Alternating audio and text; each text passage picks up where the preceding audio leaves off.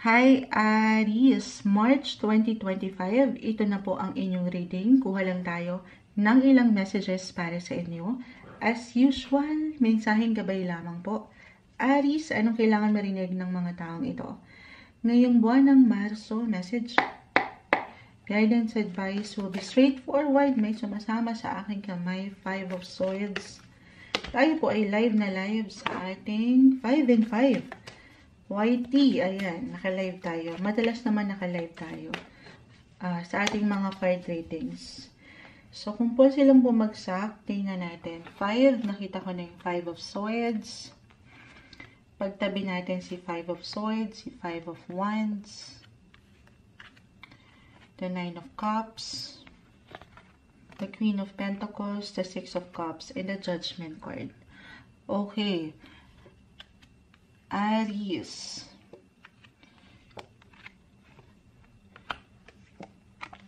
Hi, Sir Michael Andrada. Ayan. Babalikan ko kayo, guys. I miss you din po. Tayo po ay live na live sa ating YT. Ayan, babalikan ko kayo maya-maya. Ilaban muna natin ang mga Aries, March 2025. I will be honest, Aries, hindi ko tatamisan. Maaring merong ilang challenges. Ito, sa buhay naman natin, napaka-normal, 5-5. May ilang changes marahil kang maramdaman. Could be physically, mentally, emotionally, or even financially. Reversal ng energy, so ito'y pwedeng mag-apply sa iyo mismo, kahit sa simpleng pakiramdam ito, or sa ilang tao sa iyong paligid. May tensyon. Normal naman, ano? Lahat tayo kumakaharap minsan. Kahit sa simpleng ano lang din to, mood swings, ayan, minsan, nag-iinit talaga ang ulo, pa-summer na kasi dito sa atin. Minsan, andyan yung hindi kayo magkakasabay, especially at work, may kaugnayan sa trabaho, or sa pang-araw-araw na trabaho, or, alam mo yun, dito, as an Aries, your planet ruler si Mars. So, baka hindi mapigilan ng sarili, minsan nagpapadalos-dalos tayo sa ilang emosyon. Na hindi rin naman tayo perfect, minsan kailangan lang din lumaban. Pero kalma, pinapaalalahanan ka dito ng baraha na sana'y mapaangat mo yung pasensya. Okay, at yung pakikipag-coopera, may salita bang ganun, guys? Cooperation, ganun. Kung paano ka makikisabay sa ilang pagkakaiba na ito na pwedeng umangat sa inyo. Okay?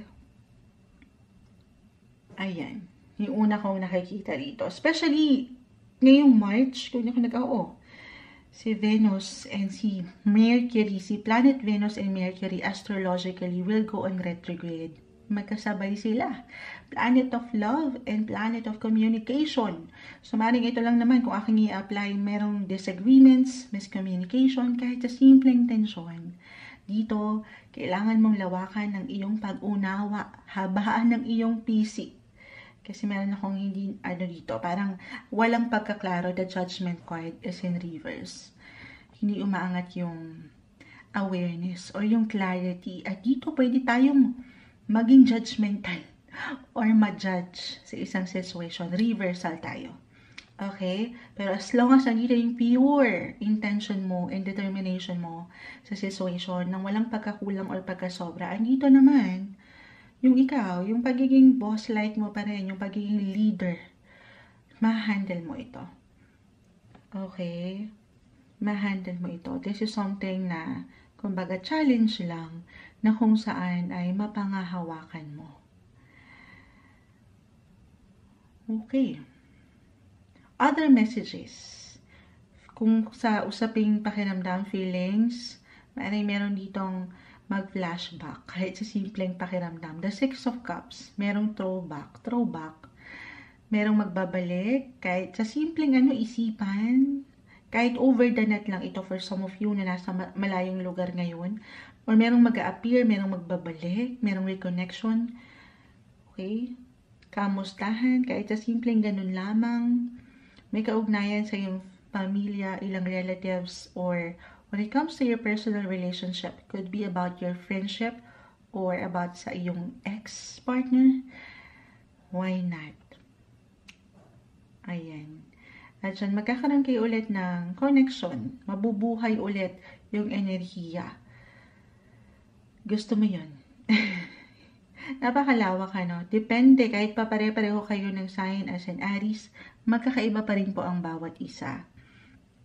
Or other messages, kung mag-apply man yung tension na ito na aking nakikita, especially, sabi ko nga sa iyong pang-araw-araw na buhay, trabaho, kung saan ka nag-iiwan ng energy, maybe yung pinaka-advice is to direct your energy, your focus sa kung saan ka higit na magiging masaya. Or kung nasaan yung benepisyo. Hindi sa meron tayong hinihintay na benefits, pero doon tayo sa walang stress, okay? Maring makatulong itong ilang tao na mahalaga sa'yo na kahit paano ay, ayan, makaiwas tayo dito sa ilang ganap. Kumbaga, wag mong bigyang diin itong ilang negatibo sa iyong paligid. Stay positive. Everything is temporary. Malalagpasan mo ito. At meron akong improvement na nakikita as long as andito yung enerhiya sa'yo na tumayo sa iyong sariling mga paa. Okay? The Queen of Pentacles, ikaw na yan mismo, yung pagiging independent mo. Ayan.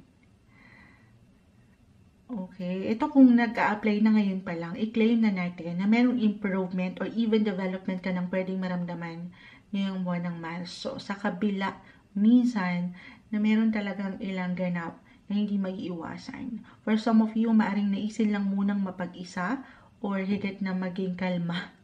Ayan, sa inyong paraan. Baka iba-iba kasi tayo ng paraan kung paano tayo makakaiwas sa ilang tensyon na ito. Especially, astrologically, i-apply natin, isa rin sa mag-highlight ngayong March sa inyo ay inyong, ayan, ano yun?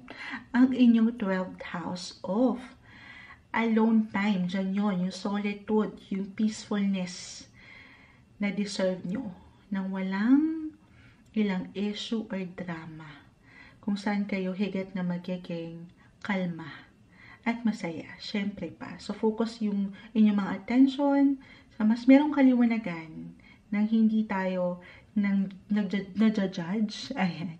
Acceptance is the key, and yung awareness sa iyong halaga, sa iyong kakayanan.